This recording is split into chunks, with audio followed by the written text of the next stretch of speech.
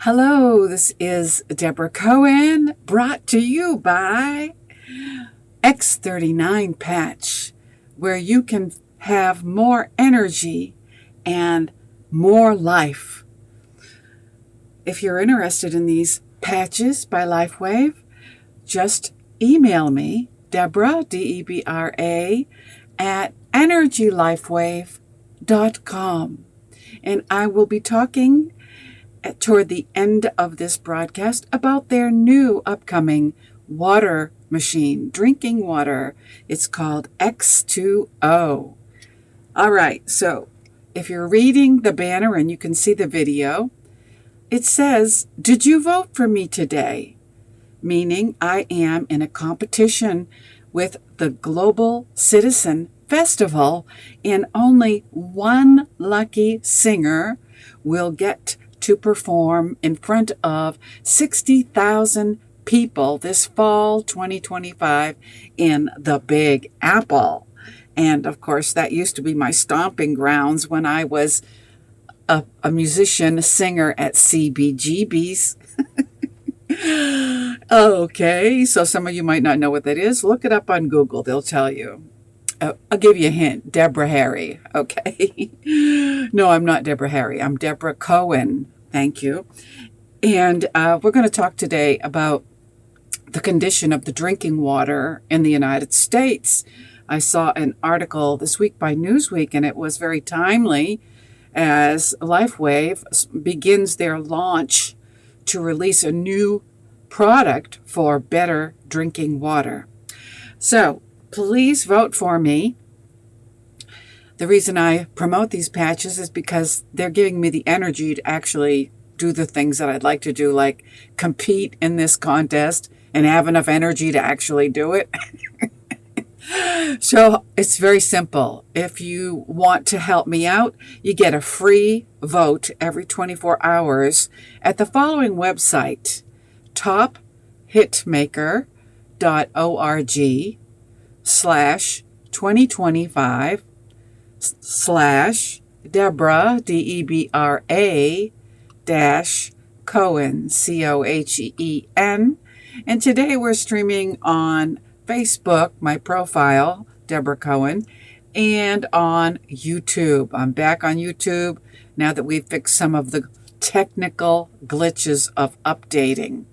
Okay, so I'm going to run this little commercial about my podcast, a story and a song. That's what this is about. Yes, and I will be right back after this message. A Story and a Song podcast by Deborah Cohen. Interfaith music. Every Sunday, 11:30 a.m. Eastern Time. Books, music, singing for life. How songs elevate in praise. Deeper mysteries of the soul. For all creation. It's the golden age of praise. Singing from your heart and your soul. Music, stories, and merch, of course, on Amazon.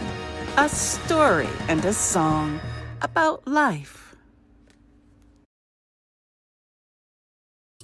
Yes, and this is about life. And today we're talking about life that comes from our drinking water.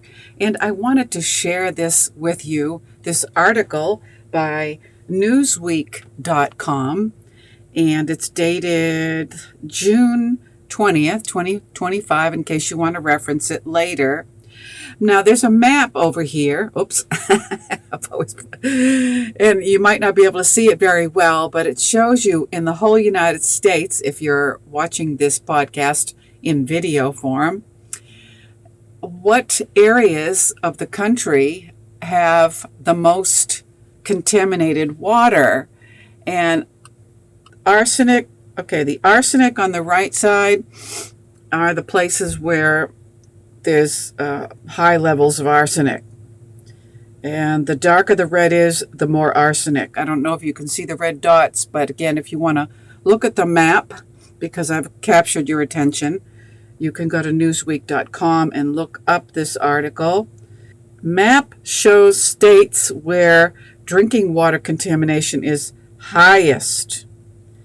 And scrolling back to the map, it tells me that the shades of blue is just the participant numbers. So the darker the blue, it looks like the more people were tested. So let's see what this article reveals to us. So if I were living in the United States where there's a red dot, I would want to be listening to this. And for those people that are very good in geography and couldn't look at a map of the United States, it looks like the east side of Michigan is a concern, and the northwest states, some of the northwest states. So let's learn about this. I mean, I'm like, what? Are you kidding me? This is in the United States today, 2025? Okay. Hey, Laura. The movie Erin Brockovich was about a contaminated water solution. Really? I'm going to have to look that up. Nice to see you too, Laura. And I'm also streaming on Facebook if my Facebook friends are watching. A new study by researchers at Columbia University has revealed the states that have higher rates of arsenic in public drinking water systems, most of which are in the West and the Midwest. Okay, so here we go. Michigan, South Dakota, Nevada, and California were all states that had areas with levels of higher than 5 micrograms per liter of arsenic in the drinking water. So, alert, if you're watching and you're in one of these states, Michigan, South Dakota, Nevada, California, I'd be writing to my congressman and saying, hey, dude, or miss, ma'am, what's up with our drinking water here, according to this Newsweek article, okay? The study found that even low levels of arsenic in drinking water may increase the risk of below-average birth weight and other adverse birth outcomes. And why it matters. Arsenic is a natural element that can be found in soils, sediments, and groundwater, meaning it can feed into public drinking water systems. Water sources in some parts of the U.S. have higher naturally occurring levels of inorganic arsenic than other areas, according to the Environmental Protection Agency. At high levels, exposure to arsenic can cause symptoms ranging from vomiting, nausea, diarrhea, to dehydration and shock. So, Americans, take note. Long-term exposure has been associated with skin disorders and increased risk of diabetes, high blood pressure, and several types of cancer. While EPA has determined that there is a safe level of exposure at less than 10 micrograms per liter, the new study suggests that the maximum level of accepted arsenic exposure may still be associated with health risks. And the map that you're looking at over my right shoulder is from JAMA, J-A-M-A network. Okay, so this is where I started. The study was conducted via review of 14,000 pregnancies across 35 cohort sites participating in the National Institute of Health and Environmental Influence on Child Health Outcomes, called ECHO program, ECHO, and its findings were published on the medical journal site JAMA earlier this very week. It also assessed the level of arsenic in public drinking water systems in various areas nationwide based on data from 2017 to 2019, with the exception of Michigan, as data was not available in that time period for the state and instead was taken from 2009 to 2011. The findings, as shown in the map above, revealed the western and midwestern states were more likely to have higher levels of arsenic in public drinking water. And that's the map you're looking at if you're watching this live or in a video podcast archive on my YouTube channel. The disparity is because some states have elevated arsenic levels primarily due to natural geology, with some contribution from human activities. This person is called Vasilis Vassiliou, chair and professor of environmental health science at Yale of Public Health. And they told Newsweek, which is why it's in this Newsweek article. Arsenic naturally leaches from rocks into groundwater in regions with volcanic, mineral-rich, or sedimentary formations, which is common in the Southwest, Midwest, and parts of California's Central Valley. Many affected communities depend on groundwater-fed wells, which are more prone to arsenic contamination than surface water. This person, named last name Vassiliou, said, chair and professor of environmental health science at Yale. Vassiliou said that agricultural runoff and irrigation practices were also factors at play, particularly in areas like California's Central Valley or Nebraska's farming regions. Okay, so small rural and indigenous communities often bear the highest burden, especially those relying on underfunded or poorly monitored water systems. Many small water systems lack the capacity for frequent testing or advanced arsenic removal. Without federal or state investment, meaningful reduction in exposure is unlikely. While the EPA continues to maintain that exposure to arsenic in drinking water at a level of less than 10 micrograms per liter, quote, protects public health based on the best available science and ensures that the cost of the standard is achievable, end quote, some states have taken measures into their own hands. Because let's face it, are you gonna take a chance and drink this much arsenic in your water because the EPA says that much arsenic is not going to kill you? New Jersey and New Hampshire have since enacted stricter limits of 5 micrograms per liter. So kudos to Jersey and New Hampshire. The 10 microgram per limit is a political and economic compromise, not a health-based standard, and likely insufficient to fully protect the public, especially over a lifetime of exposure, Vassiliou said. So what are people saying about this?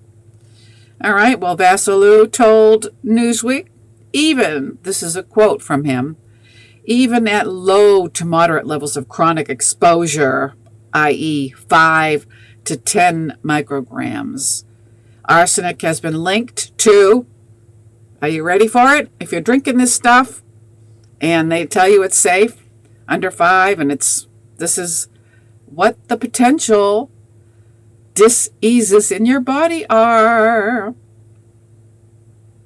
Cardiovascular disease, increased risk of high blood pressure, atherosclerosis, and ischemic heart disease, possibly due to endothelial damage and oxidative stress. It also has been linked to type 2 diabetes, as arsenic can impair pancreatic B cell function and glucose metabolism. Low-level exposure has also been associated with reduced cognitive performance, particularly in children, and possibly neurodegeneration in older adults. All of this from drinking safe limits of arsenic in your drinking water. Chronic exposure, even at levels near or below the EPA maximum, has been linked to bladder, lung, skin, and possibly kidney and liver cancers. Arsenic disrupts immune system function as well, increasing susceptibility to infections and possibly reducing vaccine effectiveness. I mean, if I found out that my public drinking water had arsenic of this measurement in it, I'd be doing something about it. I mean, first, writing to your politicians in alarming tone and asking what they're going to do about it, and then also find a water machine and start drinking from a filtered water system. And the one that I'm going to recommend, I will mention at the end of this article. A growing number of researchers argue that no safe threshold may exist for certain outcomes like prenatal exposure, cardiovascular disease, and cancer. I always wondered why the United States has such a high level of cancer. The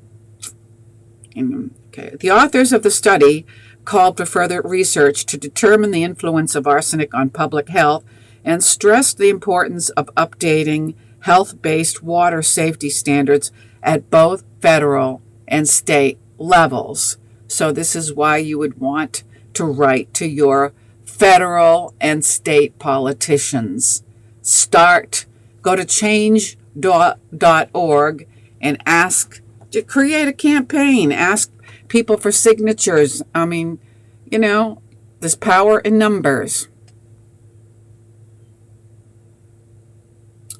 All right, so I think that is the gist of the article. And I hope that you are concerned as an American drinking potentially dangerous levels of arsenic. And so here I'm going to introduce to you a new water system that is coming out that I would highly recommend. It's coming out in July. And yes, I am a distributor for LifeWave, which is why I am promoting this machine. Take a note and listen.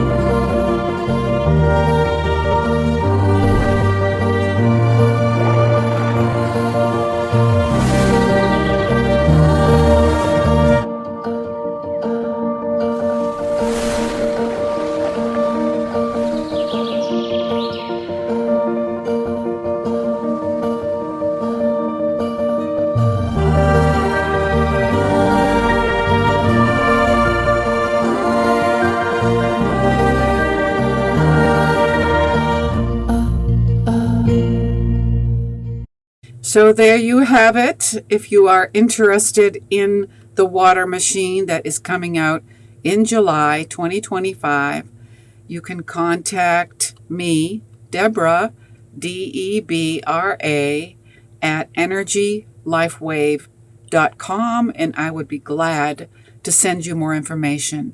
Also, I am wearing the X39 LifeWave patch, which is not a drug, which is why it's not FDA anything.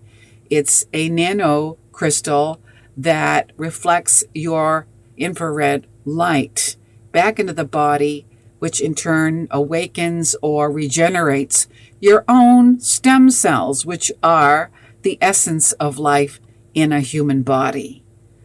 All right, so I talked to you about the importance of drinking good water.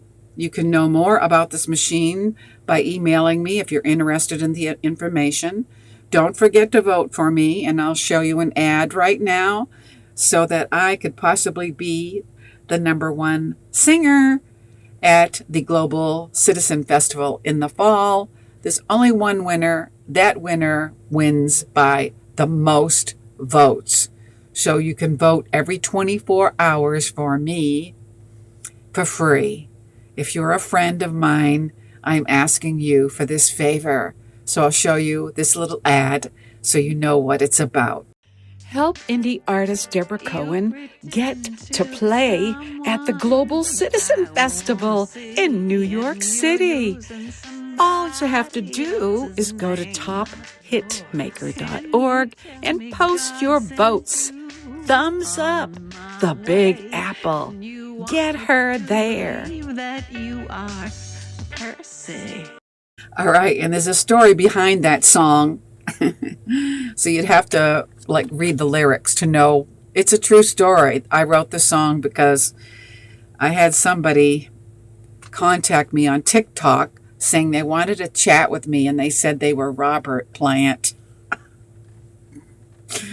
Anyway, and the rest of the story is in the lyrics. Okay, so I'd like to be able to warn other women that think they're talking to some celebrity who actually is not. And there's a lot of human trafficking that goes on line with gullible teenagers that think they're talking to somebody else. And you hear it all the time. The teenager loves the attention. They arrange a meeting place, and the child somehow gets to meet this stranger, and you never see that child again. They are kidnapped, or human trafficking is a big problem, even in this country, sad to say. And finally, I'd like to tell my Jewish friends about Rosh Chodesh that's coming up this week. It'll be Rosh Chodesh Tammuz, according to the Hebrew calendar or the lunar calendar. And I would like to share a song that I recorded called Psalm 104, which in the Jewish prayer book is the psalm that every Jew prays at the beginning of Rosh Chodesh, which is the new month every month according to the lunar calendar. So let's close with this psalm. And if you have a place to sit in quiet and silence and pray for the peace of Jerusalem and the world, and let's make this world a better place. While we're here, you realize when you get to be my age that we're not here that long. It seems like forever when you're younger, or when you don't know who you are and you're trying to find yourself, or you're suffering, which, believe me, I've had my share. It seems like an eternity.